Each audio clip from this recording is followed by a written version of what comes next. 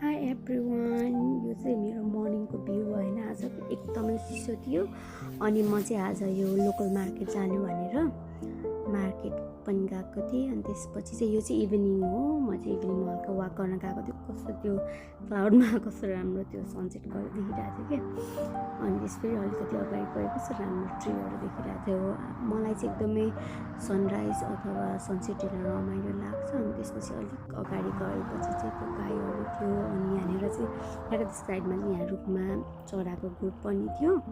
अनि त्यसपछि like 20 minute जति हिँडेपछि चाहिँ यस्तो भ्यू थियो कि मैले टाढाबाट हेर्दा चाहिँ सेतो लाइन देखिरहेको थियो। अनि म चाहिँ के भएछ चाहिँ यस्तो चिसो भइसक्यो, लाइक त्यो आइसै जम्मी कि क्या हो भनेर सोचिरहेको थियो। किनभने एकदमै तल नै भइरहेको थियो कि लाग्यो यस्तो हरियो घाँस चाहिँ त्यस्तोतिरै भइरहेको थियो।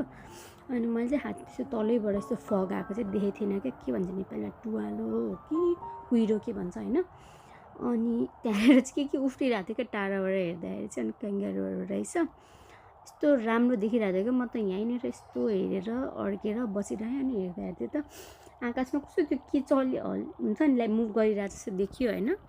के रहेछ भनेर हेरेको होइन, देखेर त्यस फोनबाट जुम गरेर हेरेको त सायद प्लेन होला। अझै पनि मैले मजाले चाहिँ देखाएको छैन, तर केही न केही चाहिँ मुभ भइरहेको थियो त्यहाँनिर। अनि लाइक त्यसको धुवाँ हो कि के हो थाहा छैन, तर रातो देखिरहेको छ क्या। अनि मेबी त्यो चाहिँ सन सेट हुन लागेको भएर त्यस्तो देखिएको होला।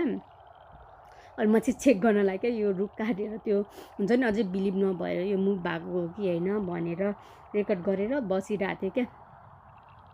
अनि पछिसम्म पनि मुभ नै भइरहेको थियो क्या, लाइक टाढासम्म पुग्दाखेरि पनि। अनि त्यसपछि ए ल हो रहेछ भन्ने फिल भयो क्या। सायद प्लेन होला अथवा आई डोन्ट नो के हो, हुनुहोस् होइन। मैले सर्च पनि गरेन पछि, तर सायद जहाँसम्म लाग्छ प्लेन नै होला। यस्तो भइरहेको थियो कि लिटरली हुन्छ नि तल त्यो प्लान्टहरूबाट यस्तो फग निस्किरहेको थियो क्या।